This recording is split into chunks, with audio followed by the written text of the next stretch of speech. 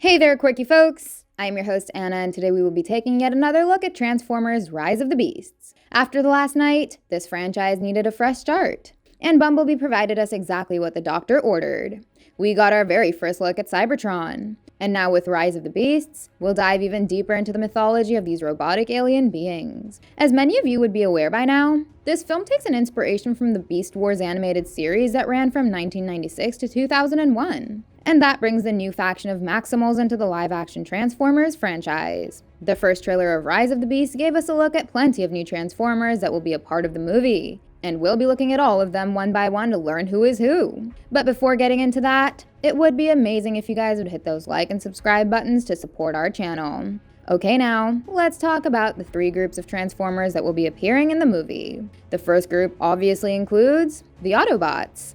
In simple terms, this is the heroic group of Transformers we've been following since 2007. They've been battling the evil group of Decepticons. Michael Bay has used the members of Autobots quite interchangeably over the years, but ever since Bumblebee, we've noticed some consistency in the ranks of Autobots. The two main ones are obviously Optimus Prime and Bumblebee. Optimus Prime is, and always has been, the leader of the Autobots ever since we've been watching the Transformers movies. Peter Cullen has been voicing the character over the years. I am Optimus Prime, and I send this message to any surviving Autobots taking refuge among the stars. We are here. He is the most popular Transformer alongside Bumblebee, who is the second in command.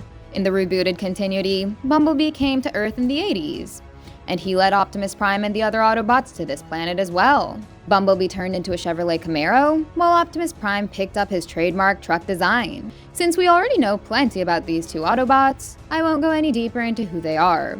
Moving on to the next one, we've got Mirage. For a change, it isn't Bumblebee who builds a strong bond with the human leads of the film. Rise of the Beast will have Anthony Ramos as a character called Noah, who is an ex-military electronics expert living in Brooklyn. He would come across a silver-blue Porsche 964 that transforms into an Autobot called Mirage. He is an Autobot spy who is voiced by Hollywood's high-profile dating machine, Pete Davidson. In the source material, Mirage has the ability to turn invisible. But here in the movies, he has got the next best ability of projecting multiple virtual reality images of himself. His illusion basically allowed him to become invisible for this cop. Mirage also appeared in the previous continuity in Transformers Dark of the Moon. Over there, his car form was a red Ferrari 458 Italia. But now, we've got a Mirage that's more accurate to the source material. The next Autobot is RC. In the previous Michael Bay timeline, RC appeared as a different-looking Transformer in Revenge of the Fallen. But then she returned in Bumblebee with a look that matches the source material a lot. Now she is returning in Rise of the Beasts with a bit of red added to her body. She is an Autobot field commander who is loyal to Optimus Prime. Voiced by YouTuber Lisa Koshy, RC will be seen transforming into a red-white Ducati 916 motorcycle. The next Autobot coming in is Wheeljack.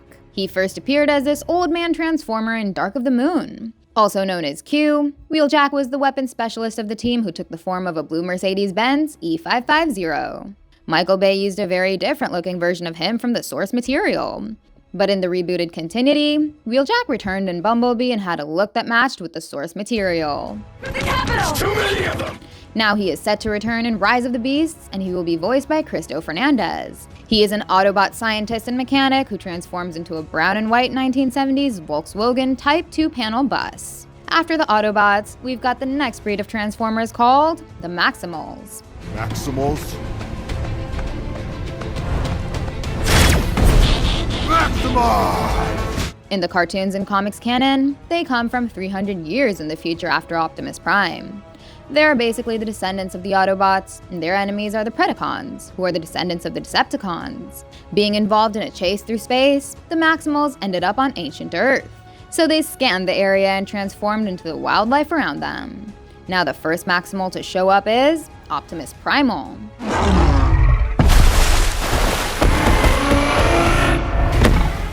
The silverback gorilla Transformer is voiced by the original Hellboy actor, Ron Perlman. He is the leader of the Maximals who came in to warn Optimus Prime about an incoming threat. In the cartoon and comics continuity, Optimus Primal is a descendant of Optimus Prime, and he is one of Cybertron's greatest heroes. During Beast Wars, he led the charge against the Predacon leader, who was also called Megatron. Next up, the second most important Maximal is Rhinox. As the name suggests, he transforms into a deadly rhinoceros. He is second in command and the brains of the group. He has been shown to be very tech-savvy in the cartoons, so we should expect to see some powerful weapons from him in the movie. The next Maximal is Airzor. We got a glimpse of her in the trailer, and you'd be glad to know that she is being voiced by the legendary Michelle Yeoh. Airzor turns into a peregrine falcon because of her expertise in flying. She was used for recon and surveillance in the original Beast Wars cartoons. But here, she has been given this amazing ability of breathing fire along with her flight. While her abilities might seem cool, I believe that the coolest Maximal of the group is none other than Cheetor. A cheetah is amongst the fastest animals on Earth, and I personally find them quite fascinating. So I know I'm gonna lose it seeing a Transformer turn into this giant wildcat. Cheetor is the Maximal that turns into a cheetah, and we can clearly see how he can keep up with Bumblebee in his animal form. His voice actor hasn't been revealed yet, so we've got to wait a little bit for that info. Cheetor was always one of the most iconic Beast Wars characters for Hasbro, and now we reckon that he's gonna sell quite a few toys. Next up, we'll be discussing the third faction of Transformers in Rise of the Beasts, who are the Terracons. Instead of the Predacons, the Autobots and the Maximals will be fighting another subgroup of the Decepticons called the Terracons. Just like the Autobots, they also transform into metallic vehicles, but instead of the regular ones that the Autobots turn into, these are badass armored vehicles. It is good that the Transformers movies are moving away from Megatron for a change. Instead, the good guy will be dealing with the evil Terracon called Scourge. He is the menacing leader of the Terracons, who is voiced by our very own Tyrion Lannister, Peter Dinklage. This is not the first time Peter Dinklage is playing a villain in a big blockbuster movie, as he also played Bolivar Trask in X-Men Days of Future Past. But now, it will be interesting to see what he has to offer as Scourge. Even this little shot of Scourge was able to establish him as a dangerous villain. Just like Optimus Prime, he turns into this black armored truck. In the source material, he was a clone of Optimus Prime himself, but his design in the movie makes it clear that he isn't related to Optimus. He was created by Unicorn using the dead Decepticons.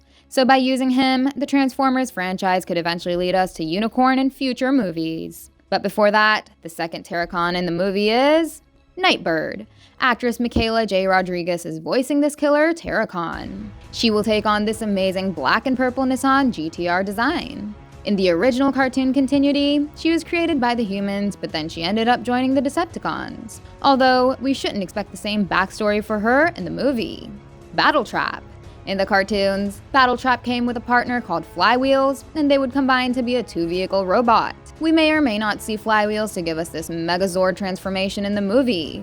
But we do see Battletrap as this yellow transformer who turns into a missile-firing tow truck. His look has been changed a little from the source material, but it's needless to say that he looks pretty cool in the movie.